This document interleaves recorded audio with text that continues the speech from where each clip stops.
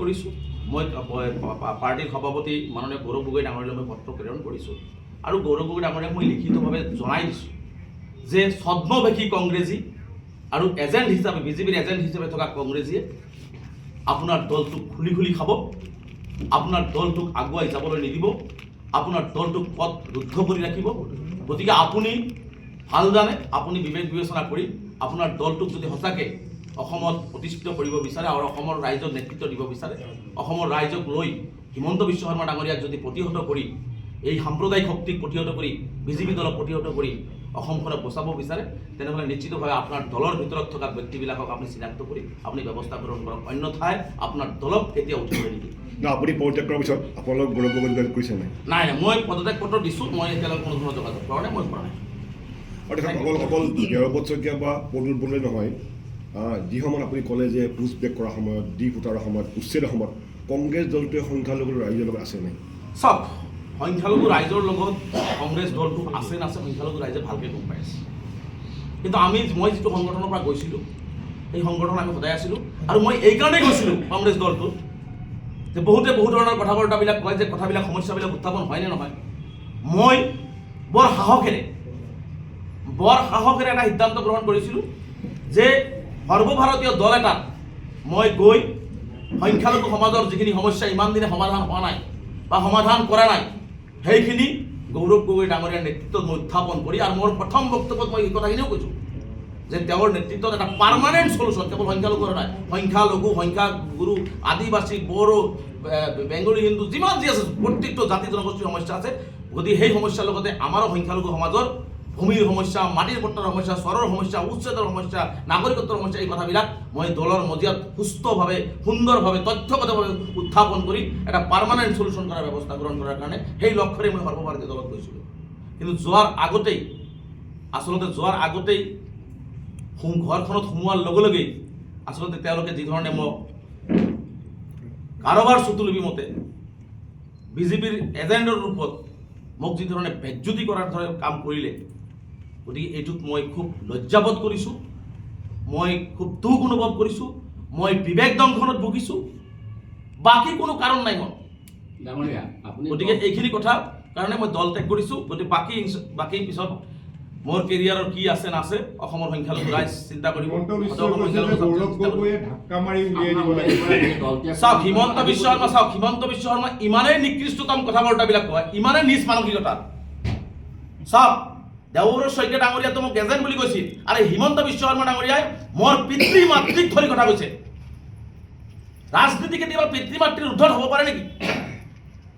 হিমন্ত বিশ্ব শৰ্মাই মোৰ মাক দেউতাকক ধৰি বাংলাদেশী বুলি কৈছে। মই আপোনালোকৰ আগত অন কেমেৰা কৈছোঁ, হিমন্ত বিশ্ব শৰ্মা ডাঙৰীয়াক মই প্ৰত্যাহ্বান জনাইছোঁ। মোৰ মাক দেউতা বাংলাদেশটো দূৰৰ পৰা ইয়াৰে ভূমিপুত্ৰ হয়। 1890 চনত গোৱালপাৰা জিলাৰ পশ্চিম মাজালিকাত মোৰ আটাৰ জন্ম হৈছে। শৰৎ চন্দ্ৰ সিং ডাঙৰীয়াৰ লগত মোৰ আটাই কংগ্ৰেছ দল কৰিছে।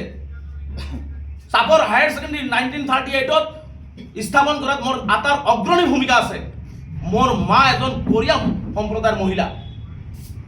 তেওঁ ইতিহাস নজনাকে মোৰ পিতৃ মাতৃকতাও যি ধৰণে তুচ্ছতাচ্ছিল্য কৰিছে, তেনেহ'লে তেওঁৰ মানসিকতা আৰু তেওঁৰ কিমান নিজ শব্দ আৰু কিমান অভিৰুচি সম্পূৰ্ণ বক্তব্য তেওঁ প্ৰদান কৰিব পাৰে। গতিকে হিমন্ত বিশ্ব শৰ্মাৰ কথা কৈ লাভ নাই। তেওঁৰ একটাই লক্ষ্য হৈছে গাদী লাগে, ক্ষমতা লাগে, মানুহ মৰি চাফা হৈ যাওক, অসমৰ জাতি গঠন প্ৰক্ৰিয়া শেষ হৈ যাওক, অসম ধ্বংস হৈ যাওক। তেওঁক লাগে গাদী লাগে, তেওঁক পাৱাৰ লাগে। যাৰ কাৰণেই আমি সকলোৱে মিলিজুলি এখন বৰ অসম গঢ়াৰ সপোন দেখিছিলোঁ, যাৰ কাৰণে সেই কথাটো কৈছিলোঁ। কিন্তু সেই কথাটোকো ভুল ব্যাখ্যা কৰি বিভিন্ন ধৰণে লৈ যোৱা হ'ল। কিন্তু মোৰ পুনৰবাৰ কৈছোঁ, মোৰ কোনো মানসিকতা নাছিলে। মই এটা শুদ্ধ, সৎ আৰু ভাল মানসিক মনেৰে মই সেই কথাটো কৈছিলোঁ যে আমি সকলোৱে মিলিজুলি ডেভেলপমেণ্ট আৰু সমন্বয়েৰে আমি অসম গঢ়িব লাগে। মই কোৱা নাই ধুবুৰীৰ পৰা শিৱসাগৰত মানুহ যাব লাগে, বৰপেটাৰ পৰা যোৰহাটত মানুহ যাব লাগে, যোৰহাটৰ পৰা মানুহ আহি দৰঙত বহিব লাগে, মই এইটো কোৱা নাই। সমন্বয় কথাটো বুজিব লাগিব। সমন্বয় আৰু উন্নয়নেৰেহে আমি প্ৰত্যেকখন জিলা যদি একত্ৰিত হ'ম, তেতিয়া সেই অসমখন 1 নম্বৰ অসমত ৰাজ্যৰ ভিতৰত প্ৰতিষ্ঠিত হ'ব। মানুহক তুচ্ছ তাচ্ছিল্য কৰাৰ এটা সীমা থাকে। প্ৰদ্যুৎ বৰদলৈ ডাঙৰীয়া 90% সংখ্যালঘুৰ ভোট লৈ তেওঁ সাংসদ হৈছে আৰু 1 কোটি সংখ্যালঘু জনগণৰ জাতীয় ছাত্ৰ সংগঠনৰ সভাপতিক চিনি নাপায় তেওঁ যি ধৰণে তুচ্ছ তাচ্ছিল্য কৰিছে যে মই তেওঁক চিনি নাপাওঁ কেইদিনমান আগত এখন বিয়া ঘৰত গৈছোঁ তাতে তেওঁ ক'লে নমস্কাৰ ৰেজাল্ট সাহেব ভালে আছে আৰু সেইজন মানুহ গুৱাহাটীত বহি আমচুৰ সভাপতিক চিনি নাপায় বুলি তুচ্ছ তাচ্ছিল্য কৰিব আৰু সেইটো ঘৰত মই থাকিব লাগিব আপোনালোকে কওক বিবেক সকলোৰে বিবেক আছে এনেকুৱা ধৰণৰ মানসিকতা তেওঁলোকৰ হৈছে এনেকুৱা ধৰণৰ মানসিকতাৰ কাৰণে আৰু এনেকুৱা ধৰণৰ মানসিক অত্যাচাৰ মনোভাৱ কৰাৰ কাৰণে এই দুজন মানুহে যি ধৰণে আমচুৰ সভাপতিক চিনি নাপাব বুলি ক'লে যাৰ কাৰণে মই বাধ্য হ'লোঁ যে এই পৰিয়ালটোত কোনোবাই মোক থাকিব দিলেও এওঁলোকে মোক থাকিব নিদিব কাৰণ এওঁলোকৰ মূল এজেণ্ডাটো হৈছে কংগ্ৰেছ দলটোক আগবাঢ়ি যাবলৈ নিদিয়া কংগ্ৰেছ কোনোবাই ছদ্মবেশীৰ ৰূপত কোনোবাই এজেণ্ডৰ ৰূপত এওঁলোকে কাম কৰি আছে গতিকে মই সেইকাৰণে আজি সংখ্যালঘু ৰাইজকো মই কৈছোঁ যে এই দুজন ব্যক্তি মই 20 বছৰ জাতীয় সংগ্ৰাম কৰাৰ পিছত এই দুজন ব্যক্তিয়ে যি ধৰণে মোৰ ওপৰত অপযশ জাপি দি মোক মানসিকভাৱে অত্যাচাৰ কৰিলে মোক ভাল পোৱা মানুহখিনিক তেওঁলোকে যি ধৰণে আঘাত দিলে মোক সহায় কৰা মানুহখিনিক যি ধৰণে আঘাত দিলে তাৰ বিচাৰো মই এই দুজন ব্যক্তিৰ বিচাৰো মই সংখ্যালঘু ৰাইজক ওচৰত এৰিছোঁ গতিকে স্পষ্ট কথা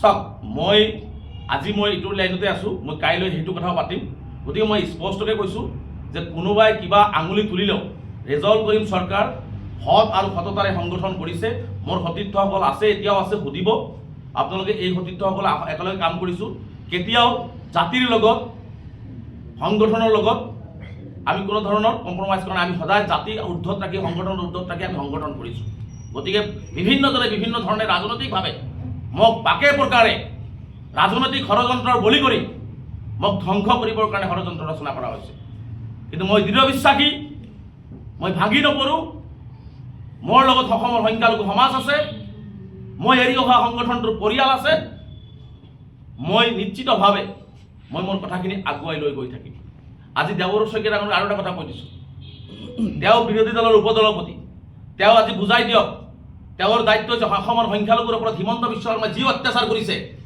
যি উচ্ছেদৰ নামত অত্যাচাৰ কৰিছে ডি ভোটৰ নামত অত্যাচাৰ কৰিছে পুছবেকৰ নামত অত্যাচাৰ কৰিছে বিৰোধী দলৰ দলপতিৰ দায়িত্ব হৈছে তেওঁৰ বিধায়কসকলক লৈ সেই মানুহখিনিৰ কাষত থিয় হোৱা আপোনালোকে সংবাদ মাধ্যমে দেখিছে নেকি দেৱৰ শইকীয়া ডাঙৰীয়াই কোনোবা দিন এই কথা কৈছে বিধানসভাৰ ভিতৰত বাদ দিলোঁ বিধানসভাৰ বাহিৰত তেওঁ যে সেই মানুহখিনিৰ কাষত থিয় হৈছে কিয় এই মানুহখিনি মানুহ নহয় য'তেই মানৱীয় সংকট হ'ব য'তেই যি জাতি জনগোষ্ঠীৰ চৰকাৰে অন্যায় অত্যাচাৰ কৰিব বিৰোধী দলৰ দলপতিৰ দায়িত্ব হৈছে সেই মানুহখিনিৰ কাষত থিয় হৈ সেই মানুহখিনিৰ অধিকাৰ তেওঁলোকক আনি দিয়া চৰকাৰৰ ওচৰত উত্থাপন কৰা আজিলৈকে উত্থাপন কৰিছে জানো বিধানসভাৰ ভিতৰত দেখোন চুপচাপ বহি থাকে আমিতো ইমান দূৰলৈকে জানো সংখ্যালঘুৰ বহু সমস্যা আছে বহু বিধায়কে ক'ব নোৱাৰে তেওঁক লিখিত আকাৰে দিয়া হয় কিন্তু মাননীয় মুখ্যমন্ত্ৰী হিমন্ত বিশ্ব শৰ্মা থকাৰ কাৰণে তেওঁ কাগজটো লৈ পকেটত থৈ দিয়ে সেই কথা উত্থাপন নকৰে এই কথাও আমি শুনিছোঁ আমি নকওঁ কাৰণেহে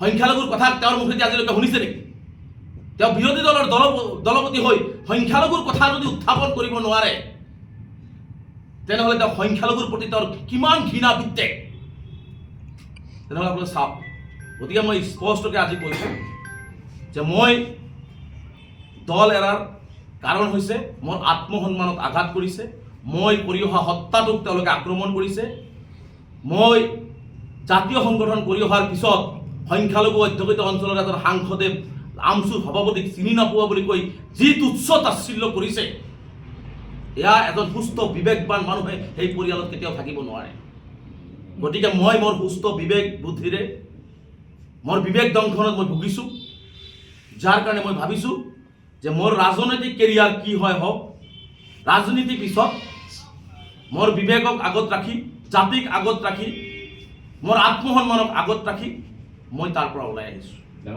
গতিকে বাকীখিনি অসমৰ সংখ্যালঘু ৰাইজে বিচাৰ কৰিব অসমবাসী ৰাইজে বিচাৰ কৰিব গতিকে এইখিনি কথা আপোনালোকক মই অৱগত কৰিছোঁ চাওক এটা জাতীয় সংগঠনৰ পৰা মই ৰানিং গৈছোঁ এই দুজন ব্যক্তিয়ে যিখিনি কাম কৰিছে আজি অসমৰ সংখ্যালঘু ৰাইজ চকুলো টুকিছে মই পুনৰবাৰ কৈছোঁ অসমৰ সংখ্যালঘু ৰাইজ চকুলো টুকিছে আৰু যাৰ কাৰণে এই দুজন ব্যক্তিয়ে মই সকলোখিনি কৰাৰ পিছত দলৰ স্বাৰ্থত সকলোখিনি মই মানি লৈ সকলোখিনি কৰাৰ পিছত বেলেগে আক্ৰমণ কৰাৰ আগত দলৰ ভিতৰৰ পৰা আকৌ মোক কিয় আক্ৰমণ কৰা হ'ল এই কথাটো অসমৰ সংখ্যালঘু ৰাইজক মই জ্ঞাতাৰ্থে জনালোঁ। অসমৰ সংখ্যালঘু ৰাইজ বাকী বিচাৰ কৰিব এই দুজন ব্যক্তিয়ে মোক কেনেকুৱা ধৰণে তুচ্ছ তাচ্ছিল্য কৰিলে, কেনেকুৱা ধৰণে মোক মানে মানসিক অত্যাচাৰ কৰিলে, কেনেকুৱা ধৰণে মোক এজেণ্ট সজাবৰ কাৰণে চেষ্টা কৰিলে। গতিকে মই স্পষ্টকৈ কৈছোঁ, অনাগত দিনত মোৰ ৰাজনৈতিক কেৰিয়াৰ কি হ'ব নহ'ব সেইটো ভৱিষ্যতলৈ চিন্তা কৰিম, কিন্তু এই মুহূৰ্তত মই তেনেকুৱা কোনো কথা ভবা নাই। গতিকে মই অসমৰ সংখ্যালঘু ৰাইজক আহ্বান জনাইছোঁ যে অসমৰ সংখ্যালঘু ৰাইজ এই দুজন ব্যক্তিয়ে মোৰ ওপৰত যিধৰণে আক্ৰমণ কৰিলে, এই দুজন ব্যক্তিয়ে যিধৰণে মোক আজি মানসিক অত্যাচাৰ দিলে, বিবেক দংশনত ভোগালে, তাৰ কাৰণে সংখ্যালঘু ৰাইজে ইয়াৰ উচিত প্ৰত্যুত্তৰতে এই দুজন ব্যক্তিক দিব। এই দুজন ব্যক্তিয়ে নে কংগ্ৰেছ দলটোৱে? মোকতো দলে লৈ গৈছিল। মই এতিয়া এই মুহূৰ্তত দলৰ কথাটো একমাত্ৰ নকওঁ, দলে লৈ গৈছিল।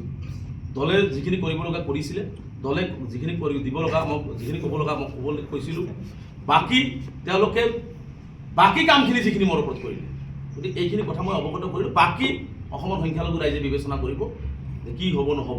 আপুনি পদত্যাগ কৰাৰ পিছত গৌৰৱ মই পুনৰবাৰ কৈছোঁ যে মই অসমখন বচাবৰ কাৰণে অসমৰ যি ধৰণে হিংসা বিদ্বেষ সাম্প্ৰদায়িক ঘৃণা হিমন্ত বিশ্ব শৰ্মাৰ সৃষ্টি কৰিছে, ইয়াক প্ৰতিহত কৰিবৰ কাৰণে আৰু অসমৰ সংখ্যালঘু সমস্যাসমূহ যি ধৰণে গা কৰি উঠিছে, বিভিন্ন সমস্যা, এই সমস্যাখিনি সমাধান কৰিবৰ কাৰণে সৰ্বভাৰতীয় পৰ্যায়ত এটি ছেকুলাৰ দলক মই আগত ৰাখি মই সেই দলটোৰ ভিতৰত গৈ সামৰিক দল মই কোৱা নাই কোনে কি দল আছে মই সেইটো কোৱা নাই। মই যিখিনি জানো, মই যিটো দলত গৈছোঁ মই সেইটো দলৰ কথাই ক'ম। গতিকে সেই কথা বাৰ্তাখিনি মই আগত ৰাখি মই সমস্যাখিনি তাতে উত্থাপন কৰি সমাধান কৰাৰ এটা ৰাস্তা উলিয়াবৰ কাৰণে চেষ্টা কৰিবৰ কাৰণে এই দলটোত সোমাইছিলোঁ। গতিকে যিহেতু মোৰ নহ'ল বাকী সিদ্ধান্ত পিছত, গতিকে মই নিশ্চিতভাৱে যিখিনি সমস্যালৈ মই কথা দিছোঁ, যিখিনি সমস্যালৈ মই যুঁজিছিলোঁ 20 বছৰ, অহা দিনবিলাকতে মই যিটো প্লেটফৰ্মতে নাথাকোঁ কিয়, য'তেই নাথাকোঁ কিয়, ৰাজনীতি হওক নহওক, মই সেই সমস্যাখিনিলৈ যুঁজি যাম। ৰাজনৈতিকভাৱে যিহেতু এতিয়া এই মুহূৰ্তত কোনো প্ৰস্তুতি লোৱা নাই আৰু ৰাজনৈতিকভাৱে এতিয়া মই সিদ্ধান্ত যোৱাকালি মই এৰি অহা পৰিয়ালটো সিদ্ধান্ত গ্ৰহণ কৰিছে যে ৰাজনৈতিকভাৱে তেওঁলোকে সিদ্ধান্ত গ্ৰহণ কৰিব মোৰ ভৱিষ্যত কি হ'ব ৰাজনৈতিক, আৰু এই মুহূৰ্তত মই কোনো ৰাজনৈতিক কোনো চিন্তা কৰা নাই। গতিকে অহা দিনবিলাকত নিশ্চিতভাৱে যদি মই এৰি অহা পৰিয়ালটো সংখ্যালঘু ৰাইজ মোৰ অভিভাৱক, যিহেতু মই প্ৰথম ধাক্কাতেই মই উজতি খাব লগা হ'ল, গতিকে খুব সাৱধানতাৰে মই বাকী থকা জীৱনকেইটা মই আগবাঢ়িব বিচাৰিছোঁ। কিন্তু এটা কথা ঠিক, মই অসমৰ হৈ কাম কৰিম, অসম আৰু অসমীয়াৰ হৈ কাম কৰিম, আৰু এই নিষ্পৃষিত নিৰ্যাতিত সংখ্যালঘু জনগণৰ হৈ মই কাম কৰি যাম। তাত মোক কোনেও ৰখাব নোৱাৰে, কোনেও বাধা দিব নোৱাৰে। মোৰ কথা হৈছে এজন ঠেলাৱালাৰ লগতে এজন ধনী মানুহ সমান্তৰালভাৱে যাতে আগবাঢ়ি যায়, এইটো লক্ষ্যৰ উদ্দেশ্যৰে মই কাম কৰিম আৰু অসমখনক বচাবৰ কাৰণে কাম কৰিম, সকলোৰে মিলা প্ৰীতি আৰু সমন্বয়ৰ কাৰণে কাম কৰিম। মোৰ স্পষ্ট কথা। গতিকে কাম মই কৰি যাম, মই মোৰ জনগোষ্ঠীটোৰ কাৰণে কাম কৰি যাম। মই মৃত্যুৰ আগদিনাখনলৈকে সত্যনিষ্ঠ আৰু সৎভাৱে অসম আৰু অসমীয়াৰ লগতে মোৰ পিছপৰা জনগোষ্ঠীটোৰ প্ৰতিটো সমস্যা সন্মুখৰ পৰা যুঁজি যাম। বাকী ৰাজনীতি কি হ'ব নহয় পিছৰ কথা। আপুনি ৰাহুল গান্ধীকে এই বিষয়ত অৱগত কৰাব নেকি? চব নিশ্চিতভাৱে এইটো বুলি নহয়, মই যিহেতু তেখেতে মোক এজেণ্ট বুলি কৈছে, তাৰপিছত আৰু বিভিন্ন তুচ্ছ তাচ্ছিল্য কৰিছে, গতিকে মইতো খালি মই নহয়, তেওঁ যিটো মানে দলটো শেষ কৰিলে, তেওঁ যিটো মানুহক আহিব নিদিয়ে, গতিকে এই কথা বৰ্তাবিলাক নিশ্চিতভাৱে মই যিহেতু এটা ইণ্ডিপেণ্ডেণ্ট মানুহ, মই লিখিম। মই ৰাহুল গান্ধীলৈও লিখিম, তেওঁলোকৰ পাৰ্টি সভাপতিলৈকে লিখিম। তেওঁ যিহেতু পত্ৰই লিখি ভাল পায়, ময়ো পত্ৰ এইবাৰ লিখিম। আৰু যিহেতু পত্ৰ লিখা তেওঁৰ তাৰ বেলেগ কাম নাই, পত্ৰহে লিখে, গতিকে পত্ৰ লিখা বিৰোধী দলপতি ডাঙৰীয়াৰ বিৰুদ্ধে এইবাৰ পত্ৰই মই লিখিম।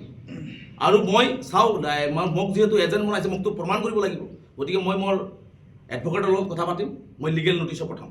মুখ্যমন্ত্ৰীয়ে কৈ থাকে মাজে মাজে কংগ্ৰেছ দলত তেওঁৰ মানুহ আছে, এওঁলোকে নেকি এজেণ্ট? মইতো ক'লোৱেই, আপুনি কওকচোন, প্ৰথম দিনা আপুনি কিবা এটা ক'ল, কিবা এটা হৈ গ'ল, ক্ষমা খোজা হ'ল, সকলোখিনি হৈ গ'ল, পাৰ্টি সভাপতি আগবাঢ়ি আহিল, দেৱৰ শইকীয়াও আগবাঢ়ি আহি মোক তুচ্ছ তাচ্ছিল্য কৰিলে, সকলোখিনি হৈ গ'ল, মানি ল'লোঁ। তৃতীয় দিন কিয় ওলা? এতিয়া অসমৰ ৰাইজে বুজক, এজন মানুহক প্ৰথম দিন বিচাৰ কৰিলে, মাৰিলে, মিলি গ'ল, মিলামিলি হ'ল।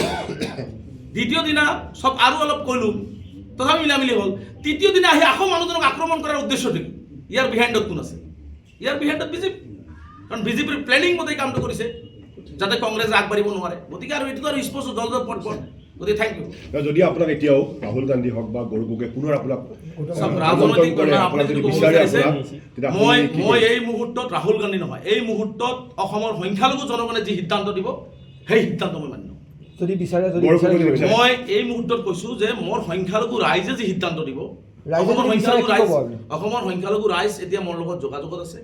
মই যিটো সমষ্টিত নিৰ্বাচন খেলিব বিচাৰিছিলোঁ, কোনটো সমষ্টি? বঙাইগাঁৱৰ সৃজনগ্ৰাম সমষ্টি, সেই সমষ্টিবাসী ৰাইজে মোক কথা পাতিবৰ কাৰণে ৰৈ আছে।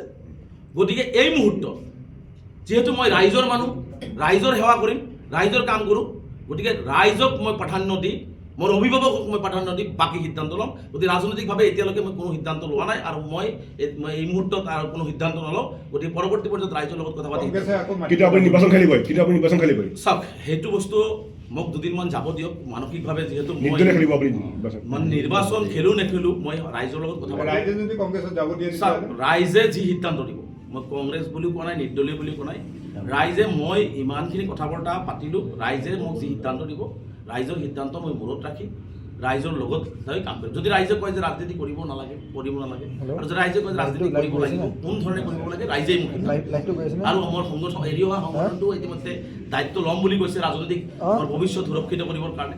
গতিকে সেই সংগঠনটোৰ পৰিয়ালকো মই সুধিব লাগিব, যিহেতু মই জাষ্ট ওলাই আহিছোঁ। গতিকে সেই মোৰ সতীৰ্থসকলে নিশ্চিতভাৱে মোৰ ভাল চিন্তা কৰিব। গতিকে সেই সতীৰ্থসকলৰ ভাল চিন্তাটোকো মই আগত ৰাখিব লাগিব। গতিকে এইখিনি কাম কৰিব লাগিব। আৰু এটা কথা মই কৈ যাওঁ, এইটো নালাগে দিয়ক আজি। Thank you. দলৰ দলপতিতা বাধা কিয় প্ৰদান নকৰিলে? দলৰ সভাপতিক পত্ৰ পিছদিনাখন দুদিন পিছত লিখিব পাৰে, দুদিন আগত কিয় তেওঁ লিখিব নোৱাৰিলে? কাৰণ দেৱব্ৰত শইকীয়া এই বিজেপিৰ এজেণ্ট হৈ কংগ্ৰেছ দলটোক আগবাঢ়ি যাব নিদিয়া, কংগ্ৰেছ দলটোক থানবান কৰিবৰ কাৰণে ঠিকা লৈছে। স্পষ্ট কথা, ঠিকা লৈছে। কাৰণ দেৱব্ৰত শইকীয়া ডাঙৰীয়াই যি ধৰণে বক্তব্যবিলাক দি আছে,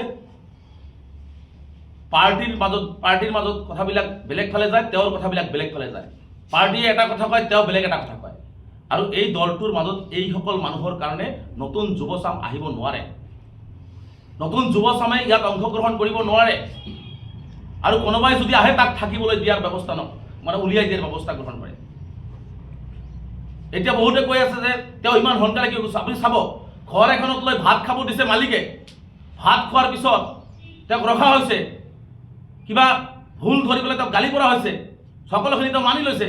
তাৰপিছত আকৌ পিছদিনাখন তেওঁৰ ওপৰত আক্ৰমণ কৰিব, তাৰপিছত আপুনি সেই ঘৰখনত থাকিব পাৰিব নেকি?